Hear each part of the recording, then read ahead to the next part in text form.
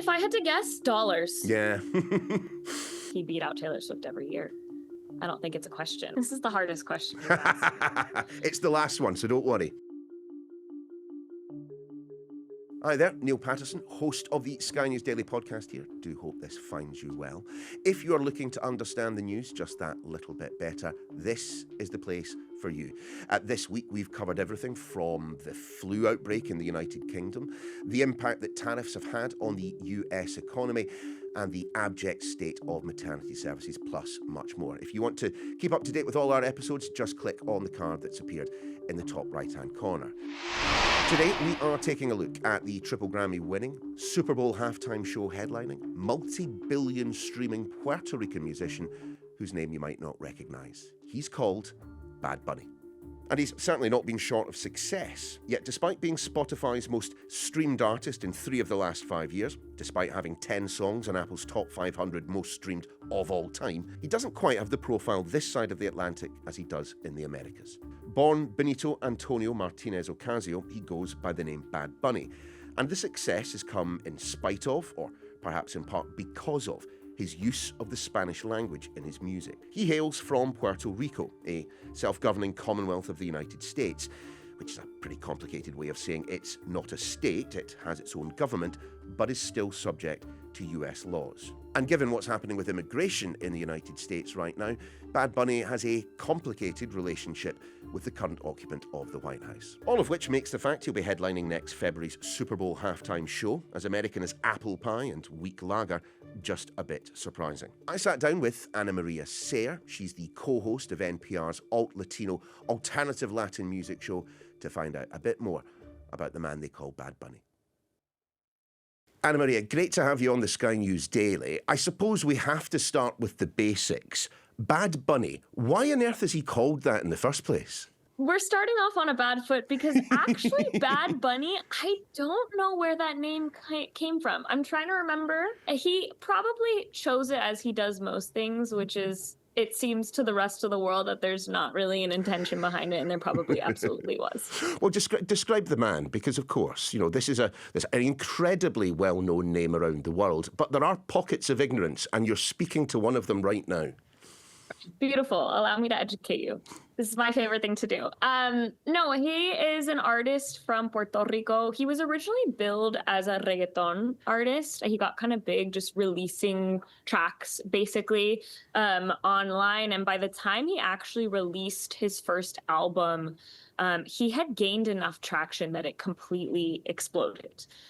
Since then, he's released a ton of albums and basically has just enjoyed this increasing, incredible exponential rise to the point where he has been the top artist on Spotify. It's something that to call him a reggaeton artist would really be to oversimplify. I think what he does is effectively music from Puerto Rico, would be a better explainer of it. And even then, it doesn't fully encompass all that he's become at this point. Well, give us a flavour then of the musicality, the style, the lyrics. I mean, what genre?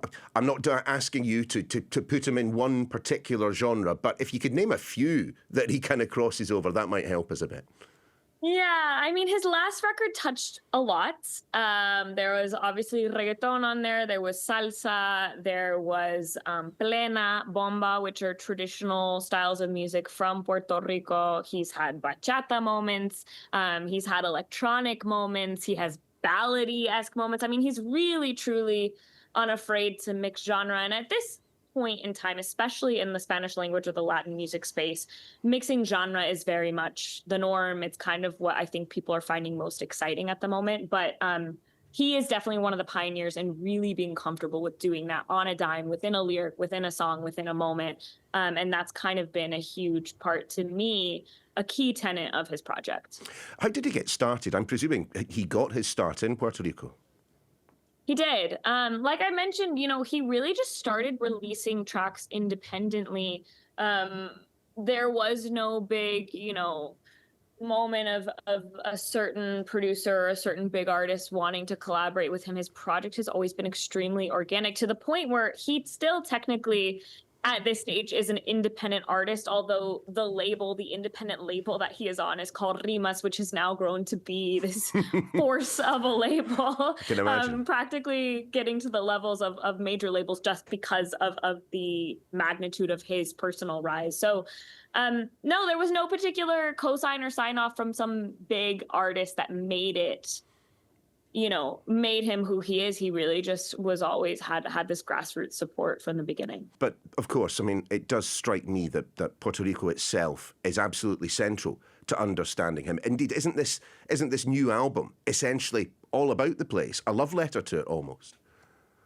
Yeah, I think to understand Bad Bunny as an artist, his art, his impact, you really have to take a step back and think about Puerto Rico. Puerto Rico is a very peculiar, beautiful, magical place. When I try to surmise it for people, I think the best way to put it is that it is a place that, because of its positionality in relation to the United States, in relation to the rest of Latin America, it's really consistently had to assert itself in terms of who it is and what it is and why and its value. And that's something that I think when you're raised with this understanding that, as they say, you're Puerto Rican on the moon is a phrase that they love to put. There's this insistence, this need to constantly be so Puerto Rican because all forces around you maybe aren't acknowledging that or trying to take it away from you. And so I think what you get is this really distilled, powerful art form. And that's not just speaking about Bad Bunny. Bad Bunny is obviously at this point is a representative, but he's one of many artists who create this really passionate and intense form of art that I think it's really easy to grab onto it because it's so sure of what it is and insistent on where it's from. And that's really, to me, what makes Bad Bunny so potent as an artist. And if we're looking for an example of just how much it feels tied to and supported by his homeland, we should probably talk about the residency, shouldn't we? Yes, Bad Bunny had a 31-show residency on the island in Puerto Rico this past summer. Basically unprecedented. I mean, you don't see a major artist electing to, as opposed to go on a world tour, which he has now started. As opposed to doing that, he's like, no, everyone, I'm so prolific, I'm so deeply beloved that I'll bring everyone to me, and I want everyone to come and experience my music in my home. And it was really, I mean, I went 5 times this summer. Oh, well done. That's 5. That's quite the accomplishment. And it really was an ambitious production. I mean, I would argue that it really, really did redefine what a live music project of that scale can be, not to mention that different numbers came in. 200 million, 300 million are what people projected and talked about being the revenue from this residency. But beyond that, I mean, the cultural impact was it's hard to quantify, honestly, how much it meant, I think, to experience, for Puerto Ricans to experience what it was, the power that it generated culturally for an island that doesn't have technically autonomy or political independence in the way that you would think of most countries having. How important has it been to his career that so much of the music is not in English? I think the question is less how important has that been for his career, but really how important has that been for Latin America?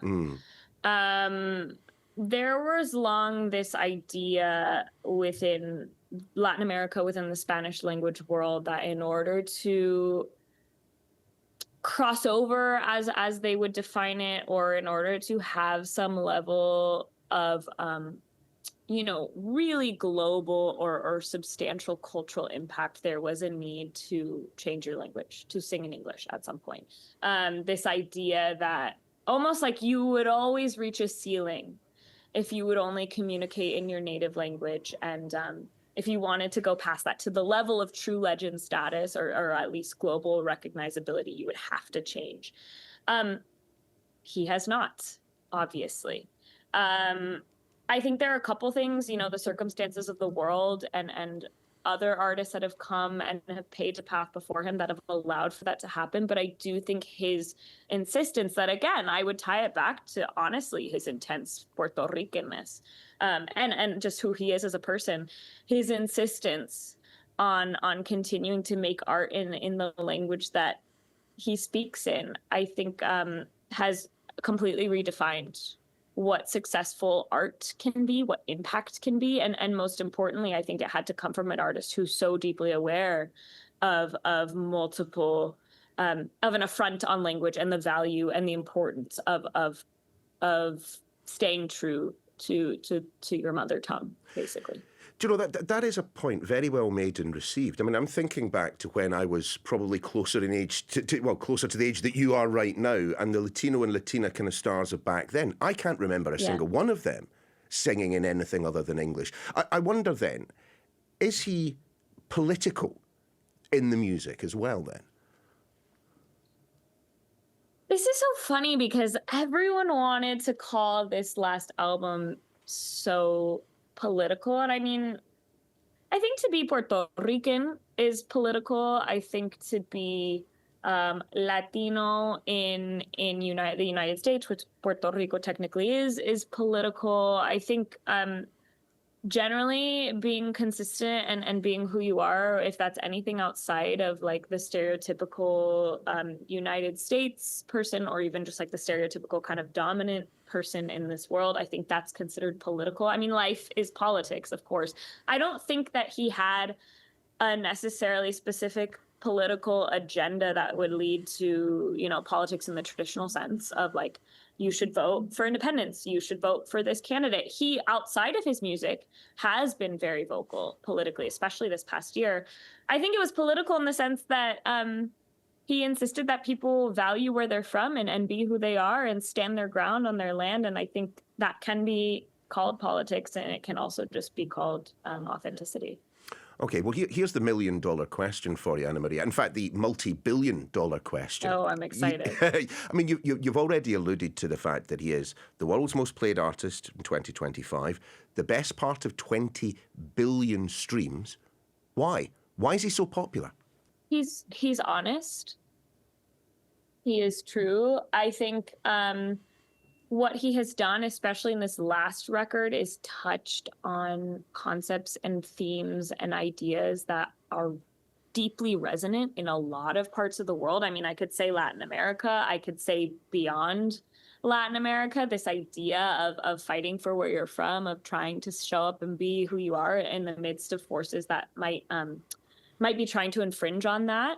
Ojalá que los míos nunca se muden is one of the, you know, most resounding lines on his big song off this record, Debí tirar más fotos. And that means, I hope that mine never move. I mean, it's pretty simple, but it says so much about where a lot of Latin America is right now, the fear, one of the deepest fears that they have. And I think that that's applicable probably outside of Latin America and the Latin American diaspora. And so I think there is a deep resonance to his specificity, to his insistence in being not only Puerto Rican, but just being Benito. Beyond that, the music is amazing. Yeah, of course. It's fun to dance to. Yeah. I think that works still in many ways. But those, I mean, you know, among many theories, those would be the top. Always helps when it's got a good beat, obviously. Yeah, right. In terms of the politics, I have, you know, read around Get Bad Bunny since we decided to do this podcast, and when it has been a political discussion, I have found that it has tended to focus around the immigration debate that is going on in the United States right now, the incredible crackdown that there has been on immigration in the United States, all of which I suppose makes it slightly curious that he has been selected as the halftime act for the biggest event kind of in the kind of the American cultural hinterland, the Super Bowl. I mean, how has that happened? I mean, if I had to guess, dollars. Yeah. You know, I think that there can be all kinds of rhetoric or opinions or feelings in the United States that obviously did also come to the fore in a more dramatic and kind of like non-negatable way when this was announced. But if I had to guess why the NFL picked him, I mentioned 200 million, 300 million in Puerto Rico this summer. I mean, it has an undeniable cultural capital that I think a lot of people didn't attribute or notice about a lot of Latin American artists or audiences in the past for whatever, you know, reasons. But yeah, I think it's pretty simply that. Do you think, though, given the opportunity, given the literal stage that he will be given at halftime during the Super Bowl, that we should expect something unexpected? I would bet money on it. Yeah, I thought you might. But do you think he will be take the opportunity to perhaps be overtly political on a stage where he knows there is a guy sitting on Pennsylvania Avenue in Washington, D.C., watching very closely, even if he's not in the arena itself? If there's one thing that Bad Bunny has been extremely consistent about, it's the fact that he does not care. He pretty explicitly many times has said he's not interested in talking about U.S. politics. I think his lack of a stance is a stance. His stance has always consistently, if you look at what he says, has been, in support of his island, in support of his home, and that's kind of where he lives and where he sits. And so I think given the opportunity to have a global stage, that is what he will talk about. That is what he will promote. I think we'll definitely see probably some homages to, the greats salseros, the great Puerto Rican artists in general. That's something he's taken, stages like Coachella to do. Again, it's back to that question of what is politics? Will it be political of him to resurface a lot of the themes that he talked about in his residency and in his album, which are talking about anti-tourist opinions or opinions, in Lo que le pasó a Hawaii, a song on his album. He talks about don't let what happened to us happen to Hawaii, which is pretty simply don't let us become a state, or don't let us lose our culture, or don't let us lose our land, or let us resist U.S. imperialism is pretty much, read the text, which is the music. That's what he's saying. And so will he include that? I mean, yeah, it's his music, so I'm sure. Will people perceive that as political, especially those that aren't familiar with the work and are hearing that for the first time? I'm sure. Am I right, though, when I say that Bad Bunny actually avoided certain tour dates in the United States because he didn't want audience members potentially getting deported as a result? He did explicitly say that in an interview with the LA Times, and that doesn't surprise me. My read on it before he actually came out and spoke about it, to me, based on what he's done and what I know him to talk about, I read it as he's trying to decentralize the United States. I would imagine it's some combination of those factors, but yes, he did explicitly say that. Anamaria, have you ever met him? Yes. Go on, tell me. So away from the cameras, away from the microphone, what's he actually like? He's an incredible performer. I think in a lot of ways. He's a person. He strikes me as someone who is seeking, like we all are. He didn't strike me as perfect. He is overtly not, in a way that I think that's why we all connect with his music. What do you mean? What do you mean when you say he's not perfect? Speaking as someone who is not perfect himself. Yeah. I don't think there was anything, I think he is one of those extremely pedestaled artists. He's seen as someone who, I think, especially in Latin America, there is almost like a godlike quality placed upon him, especially he's on that stage and he's really big and his shows are really big. And no, I was just struck by how human he was. Still seeking in many ways, seeking his space, seeking his comfort, seeking his groove. And I think that reads for him in a way that's really refreshing, and I think in a way that translates to the art. And how high do you think he can soar? I mean, are we potentially talking, Taylor Swift levels of success? I think he's already there. I think he's already there. I mean, he like I said, most streamed artist on Spotify for the past 5 years, I believe it was. He beat out Taylor Swift every year. I don't think it's a question. I don't think it's where he'll get. I think he is there. And if, Anamaria, you were asked by, I don't know, say a middle-aged Scotsman to recommend one song to go off and listen to introduce yourself to Bad Bunny's music, what would it be? This is the hardest question you've asked me. It's the last one, so don't worry. Oh, Debí tirar más fotos. That's off the most recent album. It's the title track. It's beautiful. You should hear it. Anamaria, been a pleasure talking to you. I'm off to download that right away. You take care. Thank you. My thanks to Anamaria and, of course, to you for listening. If you want to see more from the Sky News Daily podcast team, just click on the playlist over on the right. If you want to see more videos from Sky News, just click on the channel button right in the centre.